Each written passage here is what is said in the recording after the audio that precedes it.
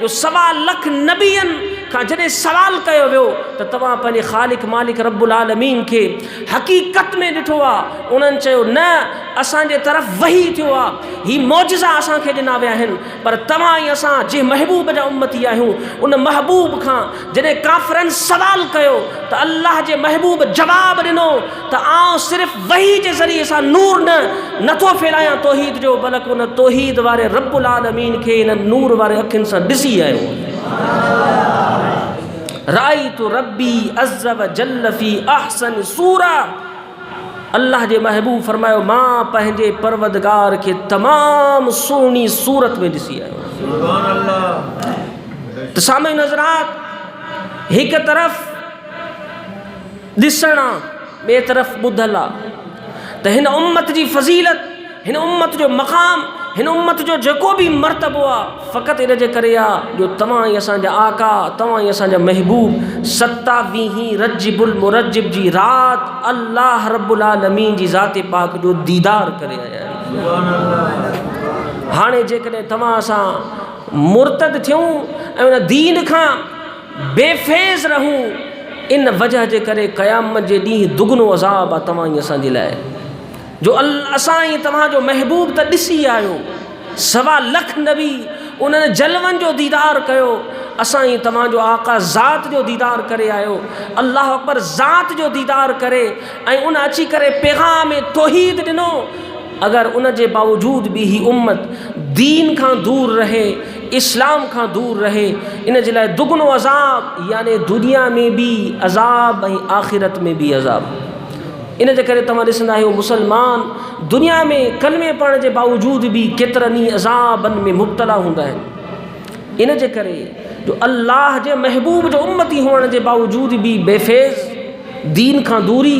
कुरान मजीद में अल्लाह तबारक व तआला फरमाए वमन आरद अन ज़िक्री फ़इन्न लहू मईशतन दनका व नहशुरुहु यौमल क़ियामत अमा। अगर जेकॾहिं तव्हां एॾे वॾे एहसान जे बावजूद भी दीन खां दूर रहो त मुंहिंजो भी अहद आहे वमन आरद अन ज़िक्री, दीन खां दूर थियो, ज़िक्र खां दूर थियो, शरीयत खां दूर थियो, फ़इन्न लहू मईशतन दनका, पोइ बेशक मां अल्लाह तव्हांजी मईशत खे तंग करे छॾींदुसि। ही ज़मीन कुशादा हुअण जे बावजूद भी तव्हांजे मथां सोढ़ी बणिजी वेंदी, तंग दस्त बणिजी वेंदो, मोहताज बणिजी वेंदो। हज़ार हा कारोबारनि, हज़ार हा तिजारत जा ज़ाहिरी असबाब हुअण जे बावजूद भी तव्हांजे मथां को सबब ई न खुलंदो, ज़िंदगी तंग बणिजी वेंदी, मायूस बणिजी वेंदो। इन जे करे जो तव्हां दीन खां दूर थींदो, अल्लाह जे ज़िक्र खां दूर थींदो, मईशतन दनका। इन मां बुज़ुर्गान दीन और भी मक़सद वरतो आहे त मईशत मां मुराद क़ब्र जो अज़ाब भी आहे। क़ब्र जो अज़ाब याने ऐ कलमे पढ़ण वारा, अगर तू मुर्तद थे त तुंहिंजे वास्ते क़ब्र तंग कई वेंदी।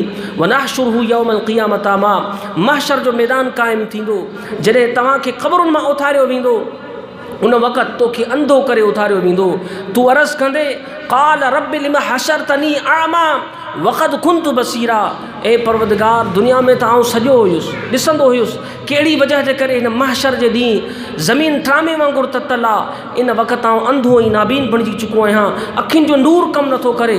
उन वक़्तु तोखे जवाबु ईंदो क़ाल कज़ालिक अततक आयातुना फनसीतहा व कज़ालिकल यौम तुनसा। दुनिया में तू असांजे पैगाम खे भुलाए छॾींदे हे, विसारे छॾींदे हे, ॿुधो अणॿुधो करे छॾींदे हे।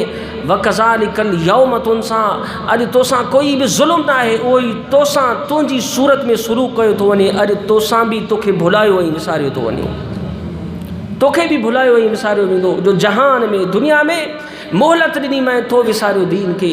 त मुसलमानो, तव्हां असांजी कामयाबी, कामरानी हिन जहान में आक करीम अलैहिस्सलाम जी इत्तिबा ऐं फर्मा बरदारी में। हुज़ूर अलैहिस्सलाम जी इत्तिबा ऐं फर्मा बरदारी अहलुल्लाह जी मईयत में, औलिया अल्लाह जी संगत ऐं सोहबत में अता थींदी आहे। मज़ीद वीडियोज़ के लिए हमारा यूट्यूब चैनल सब्सक्राइब करें और बेल आइकन पर क्लिक करें।